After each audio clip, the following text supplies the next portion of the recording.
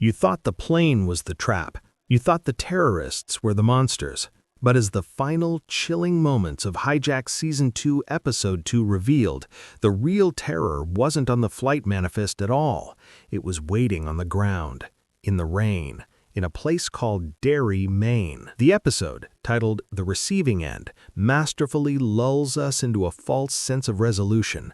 The immediate crisis from the premiere, the rogue Atlas Air cargo plane carrying a deadly pathogen, is seemingly neutralized. Our hero, Sam Nelson, the master negotiator, is back on solid ground, hailed as a savior. The narrative breath we're allowed to take is deliberate and deeply deceptive. We check in with the key players. Daniel, the trafficker with a conscience, is in custody but holds a king's secret. Captain Alice Sinclair is grappling with the trauma and the lingering doubts about who she can trust within the labyrinthine system of NCIA and the British government. The tension here isn't of screaming alarms, but of whispered conversations and haunted glances. Every character is dealing with the aftershocks, picking up the pieces of a plot they only partially understood. This is classic psychological suspense, making us lean in closer, searching every line of dialogue for a hidden meaning. The central question shifts from, "Will the plane crash?" to, "What was this all really for?" The episode drip feeds clues that the hijacking was merely Act 1, a delivery mechanism. The payload, both the literal pathogen and the metaphorical chaos it was designed to sow, was the true objective. And as the political and intelligence agencies scrambled to claim credit or assign blame, a more profound unease settles over the story. The writing excels in making the bureaucratic debriefings feel as perilous as the cockpit standoff. We see Sam, a man who reads people for a living, utterly disoriented by the shadow game now unfolding in conference rooms. He's a fish out of water, and he knows it. The enemy is no longer a man with a gun he can see. It's a system, a hidden agenda, a ghost in the machine. This section builds its suspense on the terrifying notion that the worst is not over, but has simply changed form. The sound design here is crucial. Notice how the constant hum of the plane is replaced by the sterile silence of government buildings, a silence that feels more threatening because it hides so much.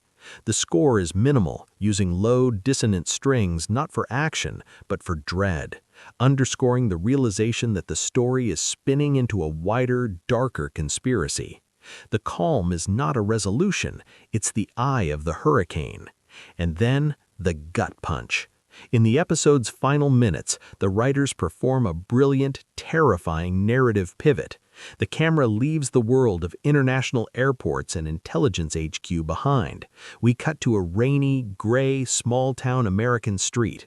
The aesthetic shifts completely. This is not the glossy, global thriller we've been watching. This is something older, something grimmer.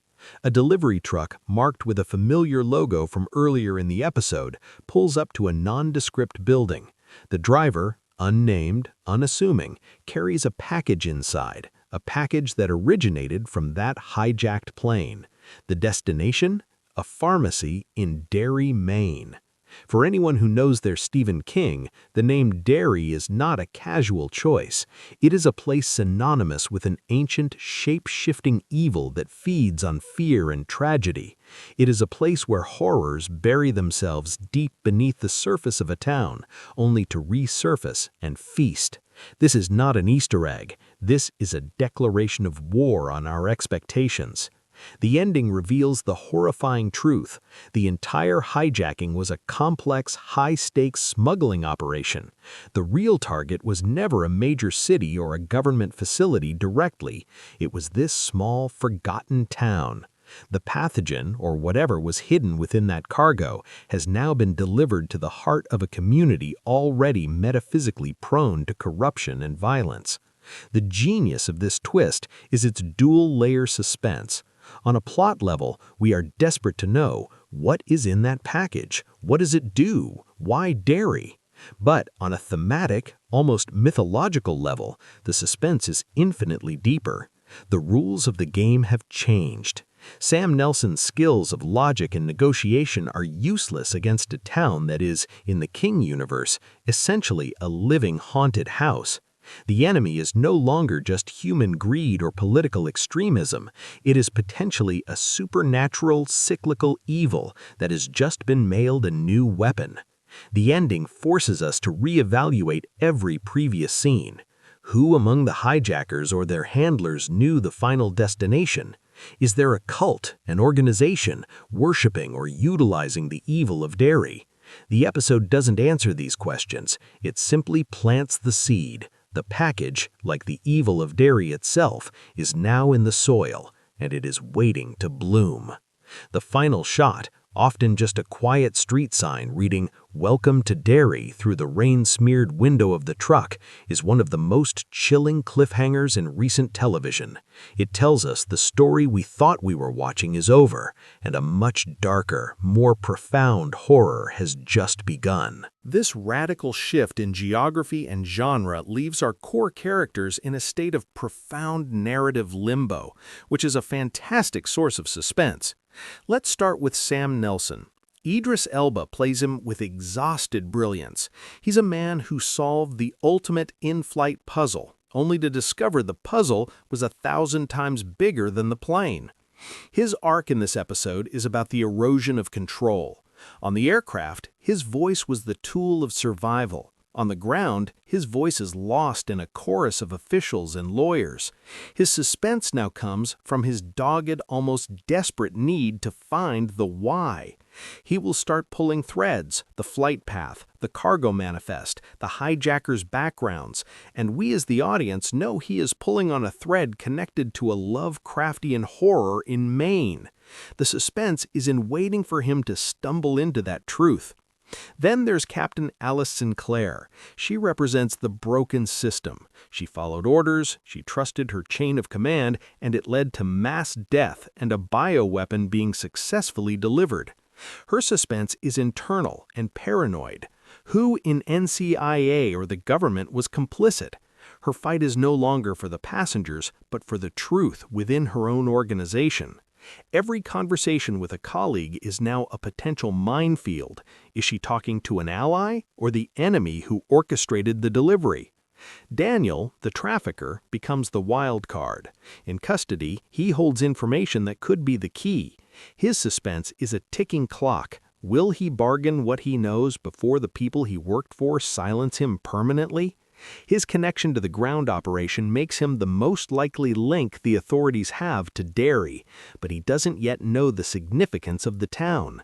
The new character we barely meet, the delivery driver, the pharmacist in Derry, are now the most important pieces on the board. They are the innocent, unknowing vectors for this evil. The suspense surrounding them is classic horror. We see the monster approaching while they are blissfully unaware. We are screaming at the screen for Sam or Alice to look at the shipping logs, to trace the route, to see the name Derry, while they are still trapped in their world of human treachery. The characters are now adrift in different genres. Sam in a conspiracy thriller, Alice in a paranoid spy drama, and the people of Derry in a creeping cosmic horror story. The terrifying promise of the next episode is the moment these genres violently collide. The introduction of Derry isn't just a plot twist, it's a thematic earthquake. Hijack Season 1 was about contained tension, a microcosm of society under pressure. Season 2, with this move, expands its themes to something apocalyptic and existential. The central theme now becomes the failure of modern systems against primal, chaotic evil. Think about it. Every human system failed. Airport security failed. Intelligence failed. Negotiation was a temporary bandage. The military was rendered useless. All the technology and protocol of the 21st century were expertly manipulated to deliver a package to a place that represents the opposite of all that order. Derry, in Stephen King's mythology, is a town where time is not linear, where memory is fragile, where the rational world bends and breaks. It is the domain of Pennywise the dancing clown, a creature that is the literal embodiment of fear itself. By sending the payload here, the writers are suggesting that the ultimate evil, the ultimate hacker, is not a terrorist organization, but fear in its purest form. It feeds on it, weaponizes it. The hijacking was an act designed to generate global fear on a macro level, and now that energy is being channeled into a specific, fertile ground. Another major theme is complicity and hidden networks. The episode painstakingly shows us that the hijackers were pawns. Someone funded them, someone provided the intelligence, someone arranged the logistics on the ground. This human network is a mirror to the more supernatural, fungal network of evil that exists beneath Derry. The show is drawing a parallel between human corruption and a more ancient, pervasive corruption. The suspense is no longer just about stopping a plot, but about uncovering a convergence, a point where human malice and supernatural evil find a common purpose. What if a part of the human conspiracy worships what is under Derry, or seeks to use its power? The title of the episode, The Receiving End, takes on a horrifying double meaning. It first seems to refer to the authorities receiving the hijacked plane, but by the end, we understand Derry is the receiving end. The town and the entity that slumbers within it is the final recipient. This thematic depth elevates the show from a great thriller to a potential masterpiece of horror-infused suspense. We are no longer waiting for a hero to save the day. We are waiting for him to realize he is in a horror story. So, where does this leave us for episode 3? The suspense for the next chapter is almost unbearable because the playing field is utterly transformed. The immediate questions are practical and deadly. What is in the package at the Derry pharmacy? Is it a physical weapon, a chemical, a biological agent, or is it something ritualistic, an artifact meant to awaken or feed something? The moment that package is opened, the genre of the show will fully embrace horror. Will we see the first signs of infection, madness, unexplained violence echoing Derry's grim history? For our main characters, the road is clear but fraught. Sam Nelson will inevitably trace the cargo. He will see the name Derry on a document. His logical mind will see a small town in Maine and be confused. The suspense will build as he, a man of reason, gets closer to a place that defies reason. His journey from Heathrow to the barrens of Derry will be a journey from one reality to another. Captain Alice's path is through the institutional maze. Her investigation into the NCIA leak will inevitably point to funds, contacts, perhaps even ideological beliefs tied to obscure folklore or historical tragedies centered on Derry. She may uncover a cell within the system that serves a different master. And then there are the people of Derry themselves. We will likely meet new characters, a local doctor, a librarian, a child who begin to notice strange occurrences, clowns in the storm drain, unexplained graffiti, a sudden spike in missing persons or violent incidents that feel rehearsed, almost theatrical. The genius of the Derry setting is that it comes with its own built-in suspense. The audience familiar with it knows the town is a character, a predator. Every scene set there will be loaded with subtext. Every friendly face could be a mask. Every shadow could be hungry. The ultimate suspense is the convergence. When will Sam Nelson, representing the world of facts and deals, walk into a town that runs on nightmares? The promise of Hijack Season 2 is no longer just a tense cat-and-mouse game. It is the horrifying and brilliant prospect of a hard-boiled thriller crashing headfirst into a bottomless pit of cosmic horror. The plane was just the beginning. The real descent starts now, on a rainy street, in a town where fear comes home to roost.